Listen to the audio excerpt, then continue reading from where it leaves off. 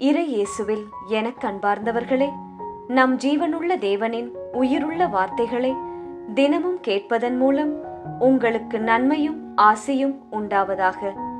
இன்றைக்கு நம் உள்ளத்தில் ஆண்டவர் பேச விரும்புகிற திருவசனம் 1 யோவான் 2ஆம் அதிகாரம் 5ஆம் திருவசனம். கிறிஸ்துவின் வார்த்தையை கடைபிடிப்போரிடம் கடவுளின் அன்பு உண்மையாகவே நிறைவடைகிறது. இறை இயேசுவின் எனதருமை நண்பர்களே, உங்கள் அனைவருக்கும் நம் இயேசுவின் அன்பை உரித்தாக்குகின்றேன். இன்றைய புனிதராம் புனித மோனிகாவிடம் நமக்காக இறை இயேசுவிடம் பரிந்து பேசி அவரின் மேலான இரக்கத்தை கெஞ்சி மன்றாடுவோம். இன்று ஆகஸ்ட் மாதம் 27ஆம் நாள் புதன்கிழமை. இன்றைய நாளில் அனைவரும் மகிழ்ச்சியாய் இருக்கிறீர்களா?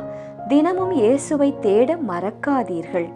நானும் அனுதினமும் நம் ரோசரி பிரேயர்ஸ் குடும்பத்தாருக்காகவும் நீங்கள் என்னென்ன சின்ன சின்ன ஆசைகளை உங்கள் மனதில் வைத்து ரோசரி பிரேயர்ஸ் சேனலில் உள்ள ஜபங்களை கேட்கிறீர்களோ அவை அனைத்தும் நிறைவேற வேண்டும், இயேசு சீக்கிரமே உங்களுக்கு பதில் தர வேண்டும் என்று ஒவ்வொரு நாளும் ஜெபிக்கிறேன்.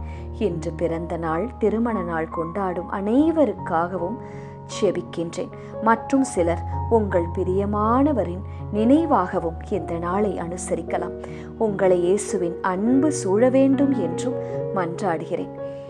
இன்று உங்கள் சோர்வான மனதை மாற்ற ஒரு ஐடியா சொல்லட்டுமா நண்பர்களே? உன் பிரச்சனை பெரியது என்று இயேசுவிடம் அன்னை மரியிடம் சொல்வதை முதலில் நிறுத்திவிட்டு, உன் தேவன் இயேசு எவ்வளவு பெரியவர், எவ்வளவு பராக்கிரமம் மிக்கவர், எவ்வளவு ஆற்றல் கொண்டவர் என்று உன் பிரச்சனையிடம் சொல், உன் பிரச்சனையை பார்த்து பேசு என்று ஒரு வசனத்தை, ஒரு வாக்கியத்தை படித்தேன். அழகாய் இருக்கிறது அல்லவா? நம்பிக்கை ஊட்டும்படியாய் இருக்கிறது. இது நிச்சயம் உண்மைதான் நண்பர்களே. நீங்களும் ஒரு முறை இப்படி என்று செய்து பாருங்களேன். அதிலிருந்து உங்களுக்கு நிம்மதி பிறப்பதை நீங்களே உணர்வீர்கள். ஒரு நிமிடம் உங்களுக்குள்ளாகவே நினைவூட்டிக் கொள்ளுங்கள், என் ஆண்டவர் பெரியவர், என் பிரச்சனை என்னை எதுவும் செய்ய முடியாது, அவர் எனக்கு பதில் தந்து நடத்துவார் என்று சொல்லுங்கள். சரி, பவுல் தெசலோனிக்கருக்கு எழுதிய திருமுகம்தான் இன்றைய முதல் வாசகம். அது கூறுகிறது, ராப்பகலாய் வேலை செய்து கொண்டே கடவுளுடைய நற்செய்தியை உங்களுக்கு பறைசாற்றுகின்றோம் என்று. பவுல் தாம் யாருக்கும் சுமையாய் இருக்கக்கூடாது என்பதற்காகவே வேலையும் செய்து கொண்டிருந்தாராம். நாம் பவுலைப் போல ஊர் ஊராய் சென்று இயேசுவை சொல்லவில்லை என்றாலும் உங்கள் சாட்சியுள்ள வாழ்க்கையால், நீங்கள் குடும்பத்தை அழகாய் நடத்தும் விதத்தால், உங்கள் குடும்பத்தில் நீங்கள் செய்யும் குடும்ப ஜெபத்தால், பணியிடத்தில் உண்மையுள்ளவர்களாக நேர்மையுள்ளவர்களாக நீங்கள் வாழ்வதை பார்ப்பதால், அதை பார்க்கின்ற உங்கள் தெருவில் வாழ்கின்ற குடும்பங்கள், உங்களுடன் பணியாற்றுபவர்களுக்கு, உங்கள் உறவினர்களுக்கு, நண்பர்களுக்கு இயேசுவின் அன்பை எடுத்து காட்டலாமே. எந்த சண்டையும் கூச்சலும் மரியாதை இல்லாத பிஹேவியரும் இல்லாத குடும்பமாக உங்கள் குடும்பங்கள் இருக்க முதலில் வீட்டில் உள்ள தாய் தந்தை தங்கள் கடமையை செய்வதிலும், ஒருவரை ஒருவர் மதித்து விட்டு கொடுத்து வாழ்வதிலும் ஜாக்கிரதையாயிருக்க வேண்டும். பிள்ளைகள் உங்களை பார்த்து கொண்டே இருக்கிறார்கள். நீங்கள் செய்வதைத்தான் அவர்களும் செய்வார்கள். ஒரு குறிப்பிட்ட நேரம் ஒதுக்கி ஜெபிக்க வேண்டும். எந்த ஒரு கெட்ட வார்த்தையும் உங்கள் வாயிலிருந்து வரவில்லை என்றால் உங்கள் குழந்தைகளும் கனிவாக பேசுபவர்களாக, ஒழுக்கம் உள்ளவர்களாக, கீழ்ப்படிதல் உள்ளவர்களாக, நன்னெறி நல்படிப்பு உடையவர்களாக மாறுவார்கள்.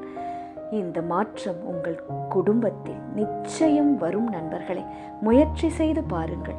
உங்கள் இல்லம் ஒரு குட்டி மோட்சமாக பிறர் கண்களுக்கு தெரிய வேண்டும்.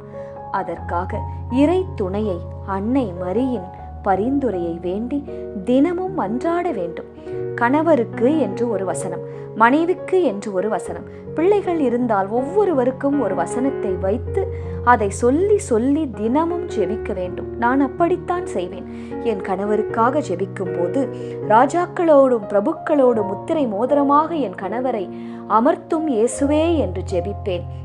முன்னும் பின்னும் பக்கங்களிலும் நீர் உமது காவல் தூதரை அனுப்பி காத்துக்கொள்ளும் இயேசுவே என்று கேட்பேன்.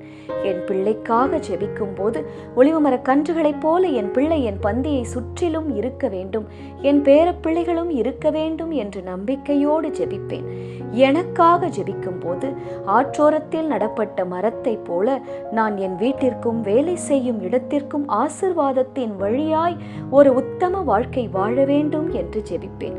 இதுபோல வசனத்தை சொல்லி சொல்லி நீங்கள் ஜெபிக்க வேண்டும்.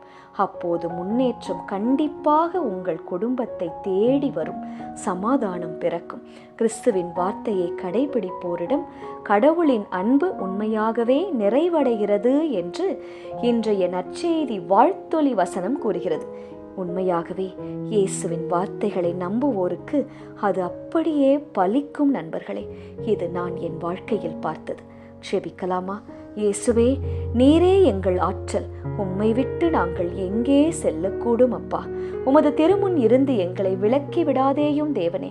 இருள் எங்களை மூடிக்கொள்ளாதபடி உமது ஒளி எங்களையும் எங்கள் குடும்பத்தையும் எங்கள் பிள்ளைகளையும் உற்றார் உறவினர்கள் நண்பர்களையும் இரவும் பகலும் காக்கட்டும் ஆண்டவரே.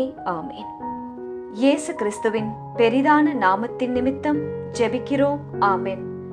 ஒவ்வொரு நாளும் உங்கள் உள்ளத்தில் ஆண்டவர் பேச விரும்புகிற இறை வார்த்தையை தெரிந்து கொள்ள ரோசரி பிரேயர்ஸ் சேனலை சப்ஸ்கிரைப் செய்யுங்கள். மேலும் உங்கள் நண்பர்கள் மற்றும் உறவினர்களுடன் ஷேர் செய்யுங்கள். நன்றி.